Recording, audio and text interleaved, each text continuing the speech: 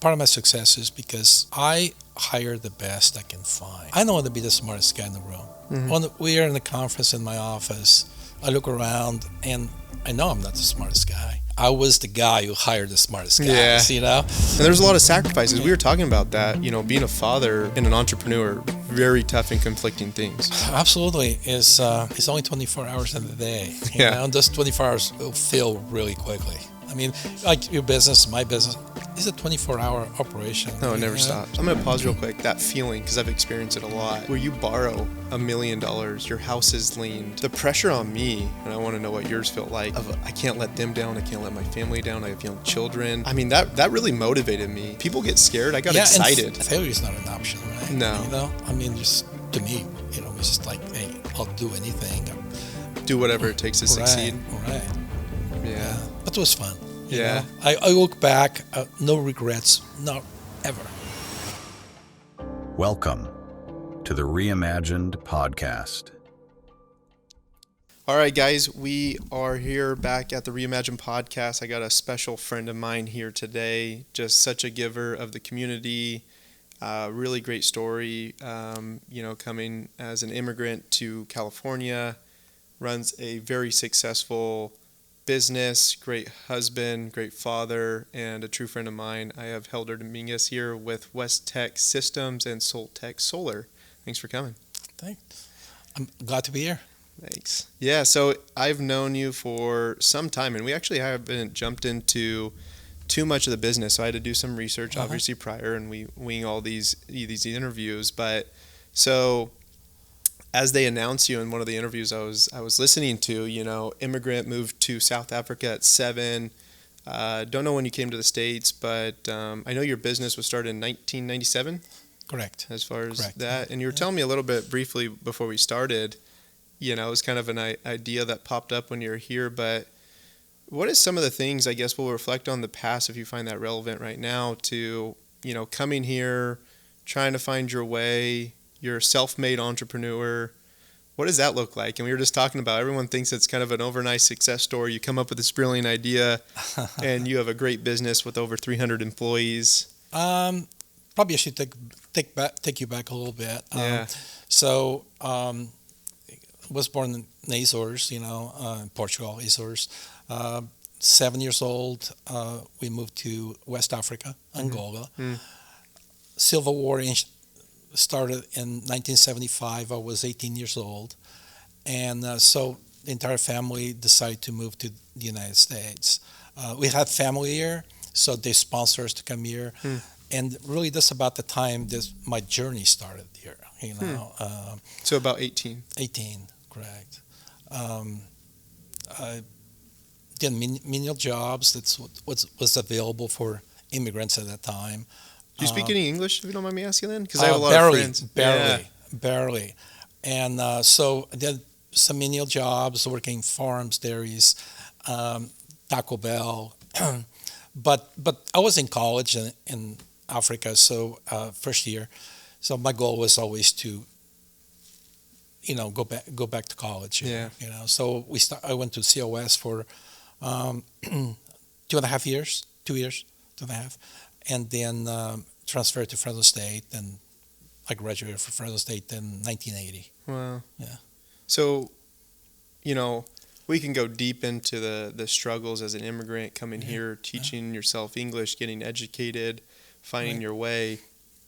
But I'm kind of interested in, you graduate Fresno State, and you've already had a lot of challenges in your life, it seems like, through that process, right? I can only imagine.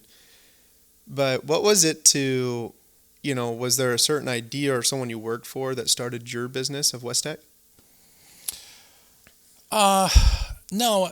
When I was graduate from college, I just want to get a job, Yeah. And at the time, like most, right? Yeah. I didn't. Luckily, I didn't have any loans, or I just worked as I went to college. Yeah. And my first job was with Duncan Enterprises. Oh, really? Yeah. It was my first interview. I was interviewed by Larry Duncan.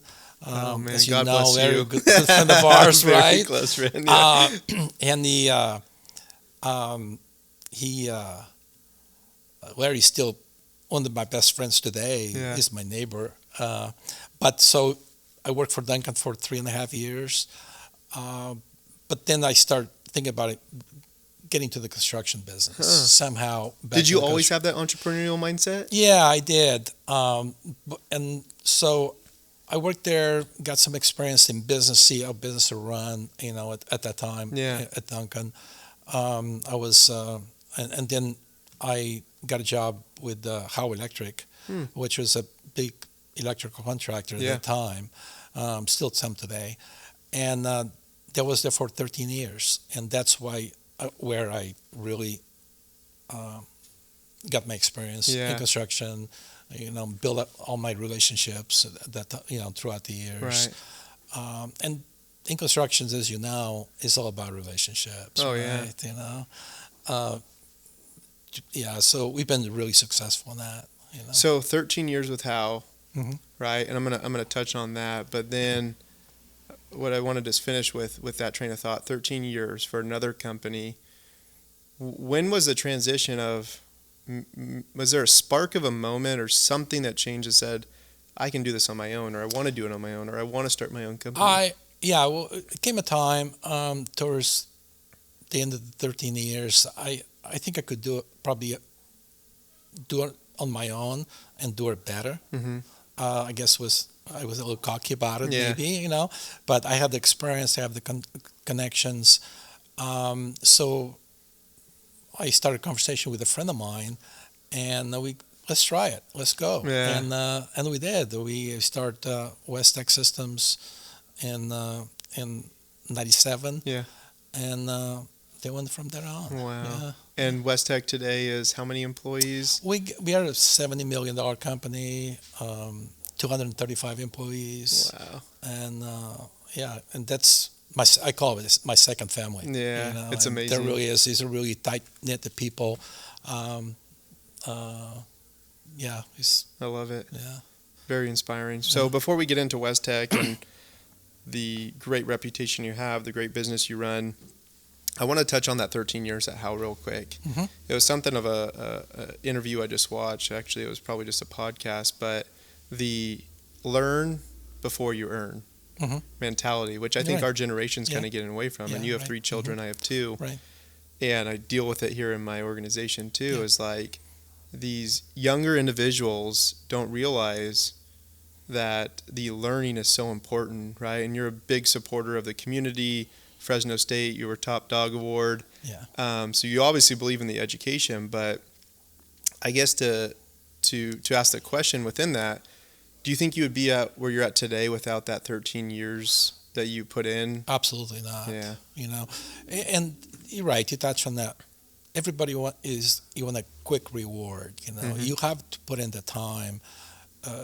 Your rate of success increases drastically. Yeah. If you have the experience. Right. The more experience you have, the more you can. And there's some overnight success stories. Absolutely. Yeah. But for you and I, my real estate career, got my license at 18, studied it before that with family, not my direct family, but kind of separate family. And people just look at where you're at today and, maybe your company's succeeding at this current date and time, but they don't understand the past. But to touch on that 13 years, when do you think the transition, because I can give you my share, because I was working in the farming operations before I got into actual real estate brokerage investments. But mine started actually before I even started for the company. I always knew my mind was set on the big picture of I'm going to start my own business someday. Was yours started at the beginning, or was there some way mid through? I mean, 13 years is a long time. Yeah, I couldn't tell you exactly, but it's probably through the middle of that period. I start saying I wanted something else, something more, something I could control. Because it was that the fear of one day get like 60 or 70 years old and look back and go, what if?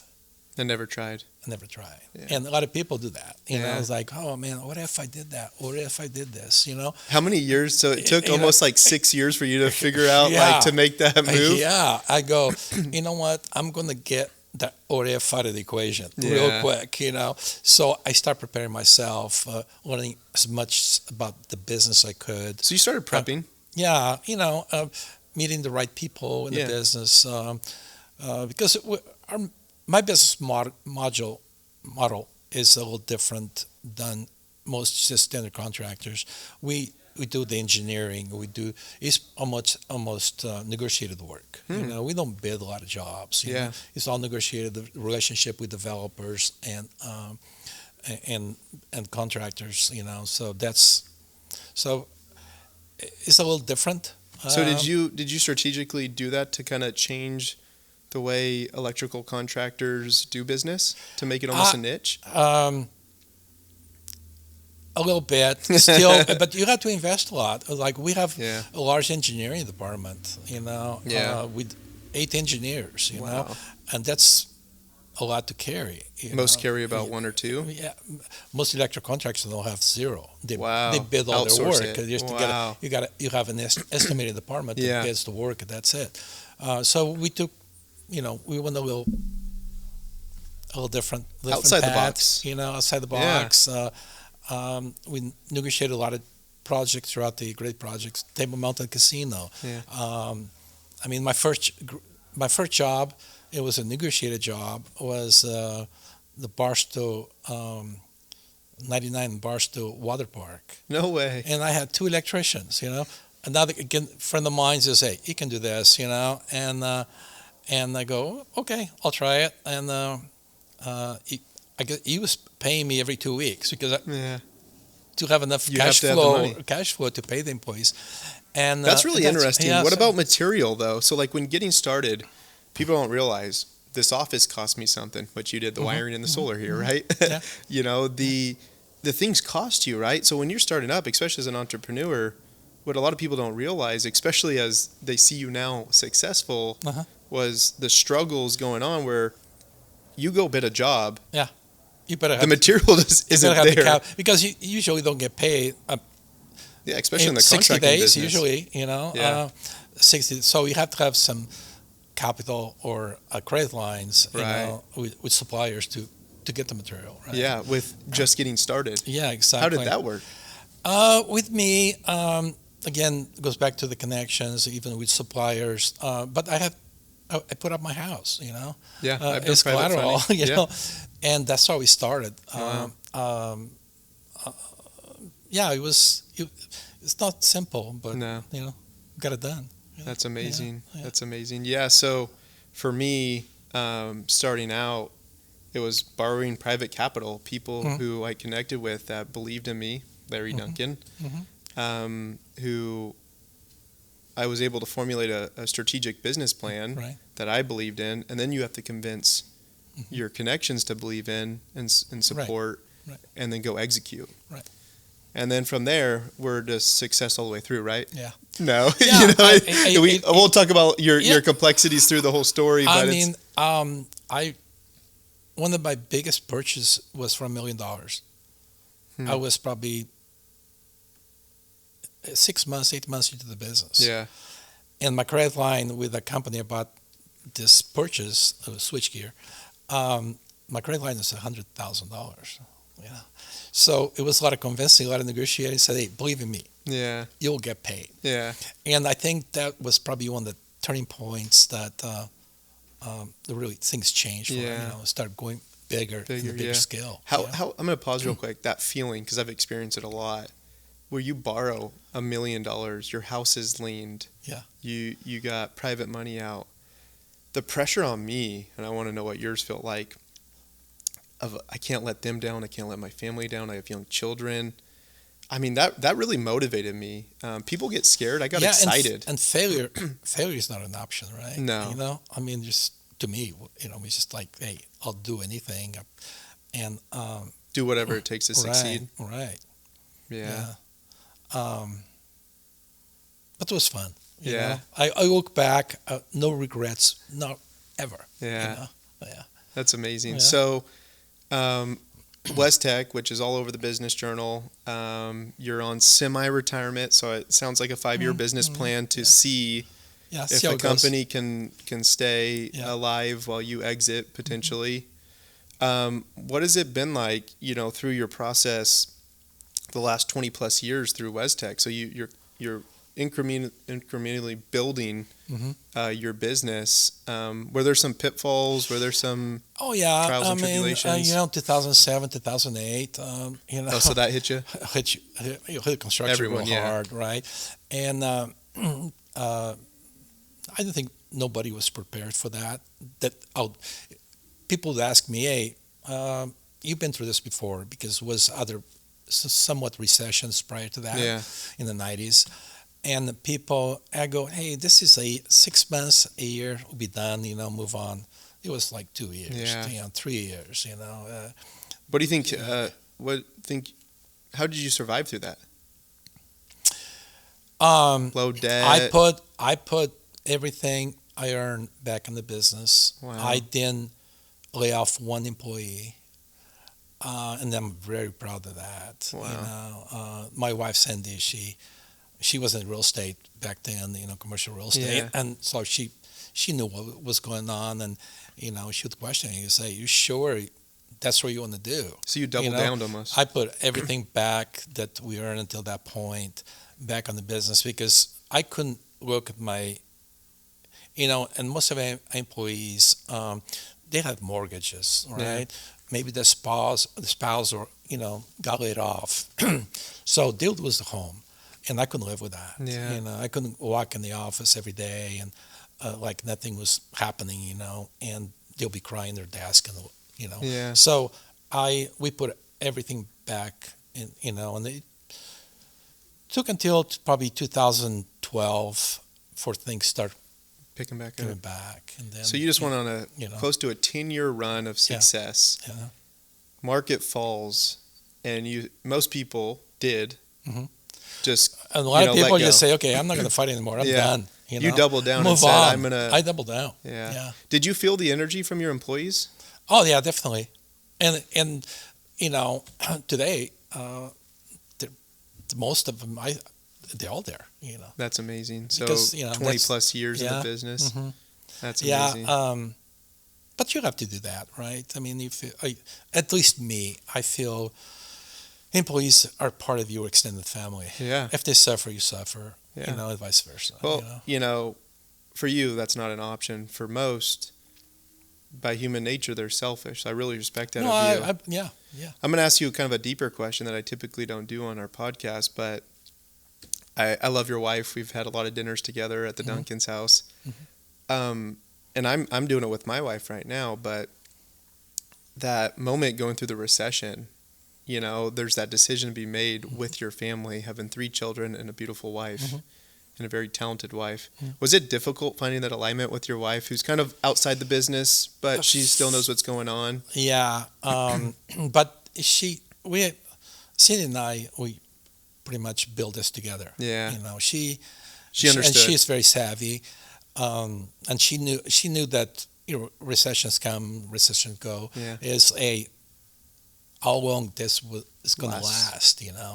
Last or go longer. And I'm very optimistic about things all the time. But she's. I always tell people she's my compass in life. Yeah. She keeps me grounded. And I think most people don't speak on that because they discount. I made these decisions. I did on behalf of my company. No. Me, where I'm at in my life right now is my wife's my backbone. Oh yeah. We're the ones who go home where we got to man up and manage hundreds of employees and then go, take it out on our wives who take the beating each and every day. And without them, we'd probably be not where we're at. And that's the person that you trust 100%, right? And they're going to be honest with you. They're not going to sugarcoat stuff, and sometimes, and you need that. I always tell people, she's my rock. She's been my compass because she's been in the business. On the other side, she was in the development business, and So it was, yeah, we are a great team. That's awesome. Yeah. So, you're building back Westech after the 0809 recession. It builds back up. In 2009, you get a idea. Is it just because of, you saw the energy need in Soltech for solar? Yeah, that's the beginning of solar really in the valley, and we bought a small company. I want to get into the solar business, and we bought a small company. They're older people on the company. They were retiring, and they sold us. I wanted the expertise, the employees they had, because that's what I wanted. But you didn't want to start another beast when you already have one going, right? So we did Soltech, and it was a struggle for. Oh, it was tough? Yeah, it was for a while. Solar was everybody's on solar back then. Right. And we invested a lot in the company for the first 7-8 years. Oh, wow. And, did you anticipate that, or was that a total surprise? It was a surprise. I thought it would really? turn around much faster. Right? Yeah. But today, and our company is a little different. We got 5 divisions in the company. Yeah. So if one kind of falters, the other 4. So you in a way diversified. That. Yeah. So we got an underground division. We do a lot of utility work for PG&E, Comcast, AT&T. We got service, commercial. We got multifamily, residential multifamily, which for us is really strong right now. So if one falters, the other 4 is still going. And right now, Soltech, our solar division is probably 20% of our gross. Wow. Yeah, so he's doing really well. That's amazing. Yeah. So it was a great investment. Yeah. Back. 7 after 7 years. It was a great investment. Yeah. That's awesome. So obviously you won Businessman of the Year. Your company's awesome. Something that most people don't know, if you don't mind me touching on, and totally okay not talking about it. No, it's fine. But you and I are some partners as some passive investors on some multifamily. You're doing some development projects. So did the hunger just like keep going, right? Like for me, it was more like I'm, youthful. It was more diversification of, hey, if the real estate market slows down, I got some flips going. If that slows down, I got some apartments. If that slows down, I got some farms. And what was it for you? For me, it's the same thing. Diversify. Yeah. Because something falters, so we diversified into some multifamily, residential, some commercial projects.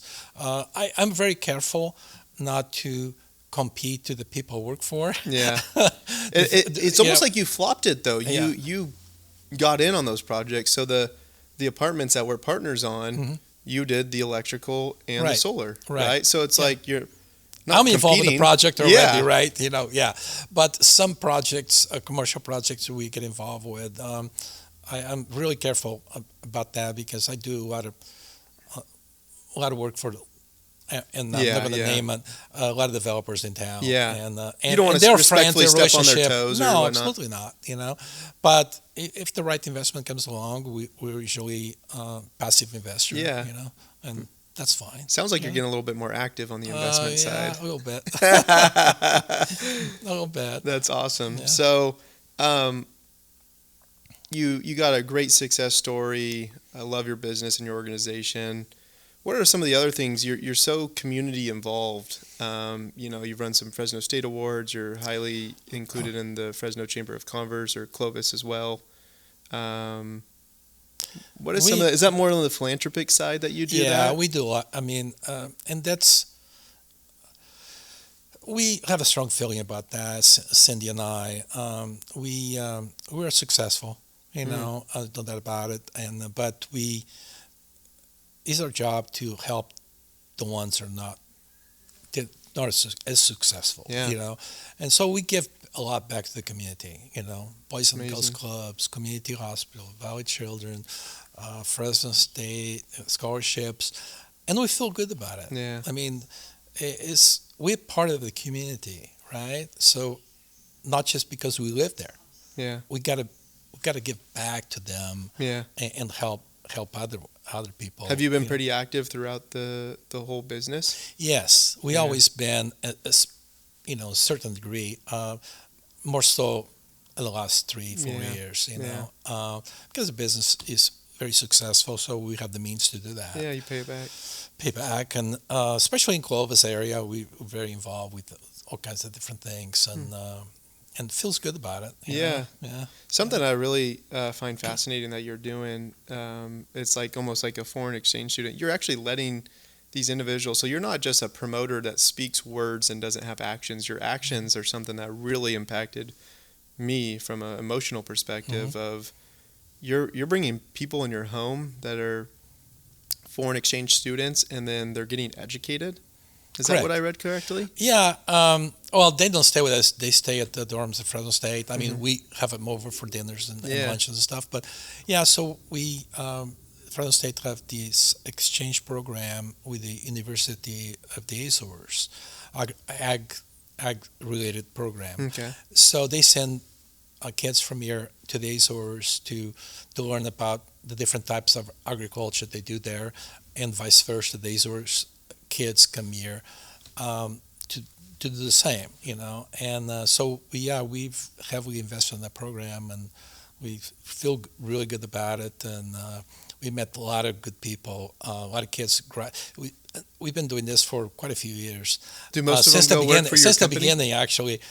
No, but some of these kids, they went throughout the world and became doctors, and it's still part of my family. Wow. They text me, email me, hey, I just did this, and there might be somebody in Germany or in Italy, or Portugal. Yeah. And it feels really good, that I have a little bit influence in their lives, somewhere, something feels really good about. That is awesome. Yeah. So something you said to me a little bit earlier on that I want to reflect on, for maybe the youthful audience or someone that's questioning, like, they're sitting in, I call it like hands underneath the legs of not making a move. You said you're, in Tower District, and you looked at yourself in the mirror, and what'd you say? That was really like the pivot point? It was pivot point, and people ask me, what, I was kind of, I got divorced, I was pretty much, it's just kind of, I call it hanging out, Without without that cruise control. Just cruise control, some buddies, and we used to hang out at the Tower, the brewery at the Tower, and one day I was just there by myself. For some reason, my buddies were not there, they didn't show up or whatever, and it was a mirror behind the bar, and it was a reflection of myself, and I just didn't like what they saw at the time. I have a beer in my hand, and it was 9:00 at night, and I go, "Is this it?" Yeah. And I go, "No, look what I came from, where I've been through. I have a lot more potential." And so right there, I start kind of changing my attitudes, thinking about starting a business, and that's all pretty much started. Yeah. Yeah. That's very cool. I just find that kind of moment in your life really fascinating because And I think it happens to a lot of people. I mean, it's always a moment that it's almost like that somebody's life self-reflection. Self-reflection, or it triggers something in yourself. Yeah. Right? I just wanted to ask that question because, different people I've interviewed, it's either you're born with it. I've had professional athletes that knew from, well, not birth, but, young age that they wanted to accomplish this. Right. And then you have other individuals, business owners that I've interviewed that, mid-30s, sometimes early 40s, they, have that click of that moment. Yeah. And they go all in, and I respect both sides. So. Yeah, I mean, people think that it was a plan. No, I mean, after I came to the United States, was, I struggle. I mean, but I kept some type of vision, and I got to get better. I mean, this is a great country. This is still today, with all the problems we're going through. Yeah. This is a land of opportunity still today. I mean, you want to work hard, start a business. This is still the country. Yeah. You don't have the same thing in European countries or other. Do you think people take it for granted? Because, like, for me, I don't know, where you're from or West Africa where you went, when you're 7. And I just haven't had the opportunity to travel to other places or experience it. So mine is lack of knowledge, lack of, physically being there. But I don't think people realize how much opportunity they have here. Oh, absolutely. From education to opportunity to start a business. You see that every day, Yeah, what's stopping you? Yeah, and Europe is much different. Yeah, it's very hard to start a business in Europe or other parts of the world. This country, I mean, look around. Everybody's starting business every day. You know, is it a mechanic or? Do you think that's a bad thing though? Like sometimes I would get frustrated of like, what are you doing starting that? And come on, but I respect them too. They're taking a risk, and sometimes it's probably not as well thought out as they should be. Yeah, planned. Yeah. Yeah. Correct, yeah. But you got to respect that they're taking the risk. That's the first step, right? Yeah, I guess anyone can take a risk, but then actually doing it strategically is another thing. Yeah, but first comes the risk. Yeah. It's nothing that a risk in this business. Yeah, there's a lot of risks. I mean, it's not only financially, there's the ego Look statistically. At you. I mean, yeah. Yeah, no, it was, a lot of people, you hear the stories, right? Of, his family must have done real estate or, inherited money, like left with zero, family never did real estate. Yeah, there's a lot of rumors out there. Yeah. About you, I hear quite a few. They're all true. They're all true, especially if they're coming from Larry. But I know that you come from humble beginnings, and look what you accomplished. Yeah. I was studying for my broker's exam out of Larry's daughter's condo. In my early 20s, right? And she's one of my best friends, her and her husband, still to this day, and Hawk as well. And it's really, the most rewarding thing for me, I don't know if you can relate this, was when you get the respect from your peers. It wasn't the money, because the money always moves. It's always a flagpole moving for me. When I hit this, I'll be happy then. Yeah. It was really the respect thing, the respect that Larry calls me to ask for real estate advice. And that means the world to me because you're doing something right, and you've earned it, right, and the respect that comes with, And there's a lot of sacrifices. We were talking about that, being a father and an entrepreneur, very tough and conflicting things. Absolutely, it's only 24 hours in the day, and those 24 hours will fill really quickly. Yeah, I mean, like your business, my business. It's a 24-hour operation. No, it never stops. You never know. We get a call, for something. So things usually go well, but it's always something happened. You know, right? Back to Larry. I don't know. Do you know Gary? Oh yeah. Yeah. So Gary, great relationship. We were best friends, and on our work at Duncan. And when I left Duncan, went into the construction world, he kind of followed me. Oh, really? Hey, that's what I want to do. So I got him a job at Howe.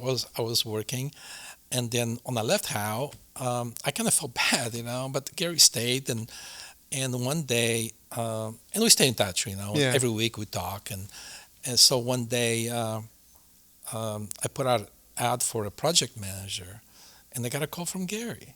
Gary goes, "Hey, I understand you're hiring a project manager. Can I apply for the job?" I go, "What do you mean apply for the job? Wait, this is not for sure thing. We're still a young company, okay?" Yeah. He goes, "No, I want to come work for you. Work together." So it's almost in that moment you were doubting yourself of not being big enough. Yeah. And not wanting to let a friend down. I want to put my friend in the situation to, be out of job, Yeah. Although Gary probably did fine, but he came over and he helped me build a company, and until he unfortunately passed away, and later on in life, it was. What was that meaning to you? Was it sentimental in the way of like I see some employees in my life that make sacrifices for my organization and believe in the organization that really impact our company. Yeah. Was that kind of a similar thing? And with Gary, I think at that moment he believed in me more than I did. Yeah. He was like, "No, your company's doing well. hear all these stories, and I'll come work for you. And but when he passed, it was really affected me. And I think after that, Larry and I became really close. I'm like his brother, you know. So it was Gary was a very smart individual, very humble, but very smart. Yeah, very talented. Yeah. A lot more than I was. Yeah. Well, that's amazing. So to kind of wrap this up, because I can talk to you all day, but I want to respect your time. That's fine. Is there any advice you'd give, your younger self? Right. It sounds like there's a lot of pivot points in your life. Like you said, you have no regrets, which I'm a true believer of that as well. Always looking forward, not backwards. I just had so many good takeaways in our conversation, but some of the key ones of just taking that risk, and giving it a try and being all in and treating people right, like not giving up on people. What are some points that you would you recommend? And I give this advice often. Part of my success is because I hire the best I can find. I always have this thing, and I read this somewhere, back a long time ago, but I don't want to be the smartest guy in the room. When we are in a conference in my office, I look around and I know I'm not the smartest guy, but I was the guy who hired the smartest guys, So be humble, Don't think of yourself, hey, I started this company and therefore I'm the smartest guy. Yeah.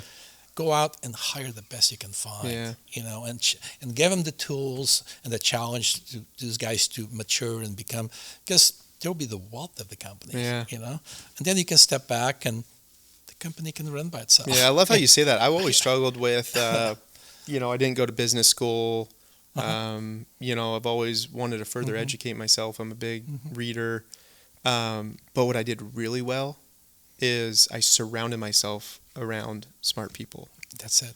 And I call them smart now because it used to be wealthy people, right? And I just didn't know when I was young. I was just like, if he's wealthy, he's successful, and he's smart. He's smart, right? Not that's not true, which we can get into later. But even if you don't have the opportunity now to hire someone because you don't have a business or own a business, I think for the audience is surround yourself around intelligent people. Yeah. I mean, especially if you start building a company, do that. Yeah. Get the best out there. Yeah. And they are out there. Do you think that was your pivot point in how, though, of like you surround yourself around really intelligent people in the business that you were interested in? Yes. Yeah. Yes. Yeah. We had this talk on one of our last podcasts is like people get jobs to get paid. Yeah. But not to learn. And we talked about that briefly, but you were smart enough to know, look, if this is an industry I want to get into, this is a company I need to surround myself around and put in my dues. Right. And the result is where we are today as a company. I mean, we have a lot of talent in our company. Yeah. And I'm really proud of all of them. And they invest in the company. They own the company in a way. They're very proud of working there. They make deals like. Was the culture always that from the begining? Yes. Wow. Yeah. You wanted to make sure of that. I wanted to make sure that everybody belong. And they can raise their families knowing that they're going to have a great job, a great future. That was because I look at my employees as a whole as their families also. Yeah. I take a vested interest in them. Yeah, they're human. They're not just this robot exactly. of an employee. Like you need, we have our programs to send them kids, to Disneyland or special trips, for different types of family. When COVID hit, kids were staying home. We bought computers, laptops if they don't have, or for all our employees' kids. That's what makes your company. That's really special. A lot of people don't think of that. They think, they're just, hey, look, you mean you want to race? why are you asking for a raise? Yeah. You know, although the inflation is up. Why do you think 5-6%. most businesses are ran like that? Huh? Why do you think most businesses are ran to that degree of like just Bottom dollar type of deal? Yeah. Yeah. I mean, just And there's some that survive, but Yeah. I think the ones that outlast, because that's always kind of been my slogan by one of my big mentors is Yeah. outwork and outlast, Yeah. never quit. I just think that when you have a culture like you've created, and I'm working so hard to create and maintain, you can outlast anyone Right. or any recession. Right. And then you give you a lot of free time to do other things, Yeah. right? Because, you trust the people that they work in your company, can make great decisions. Yeah. They're not. That's have probably a to- great feeling. Yeah. When I leave, it's always like, okay, what's going on at the office? Who's actually showing up? But you don't have any worries like that, huh? No. That's Not amazing. whatsoever. I mean, I'll go by there if it's Saturday and be people working there. Wow. And I cringe because I cringe a little bit, because why are they working here? We need more help, whatever. But they say, no, come in to pick up some stuff Yeah. and do some things. They love it. Yeah, it's a great culture. I think companies would be a lot more successful if they took the human factor into account. Right? It's an asset. It's the biggest asset you have. Yeah. Is your employees. you Yeah. know? I mean, clients, of course, but your employees makes the company. Yeah. Right. I mean, I'm sure you feel the same way. Oh, right? yeah. And especially in the business we are, it's customer service. It takes these Yeah. individuals to be able to service others. And if I don't train them right, treat them right, making sure that they're housed and nurtured correctly, where they're getting properly educated, they are confident in what they do. And then I like even getting more on the personal side, like how are they as an individual? Are they healthy? I've learned that more lately. And when you create that type of culture, it lasts a long time. Oh yeah. I mean, yeah, you have to. I mean, like we got examples of people. Not so long ago, it just happened. Somebody got injured outside the business, and it was the company, and he was off for 3 months, and he's no disability. We pay him the whole salary the whole time, and they appreciate that. Yeah. I mean, and we surround himself with any help they need and love, and his paycheck is there every week, and so kind of people appreciate that, right? Yeah. Yeah. Well, I congratulate you on the Businessman of the Year. It was you're welcome. well Thank you. deserved. Obviously, you can tell you're a very talented person, but very heartfelt person, most importantly. Surrounded by a lot of good people. Yeah. Well, lot of good friends. I'm proud and honored to be surrounded around you, and Thank you. you'll have to keep us updated on maybe your exit Oh yeah, and journey ahead. it'll So be another story. I'll get you and Larry on here at the same There time. you go. That'll be fun. Yeah. All right, my man. Okay. Thank you. That was fun, man.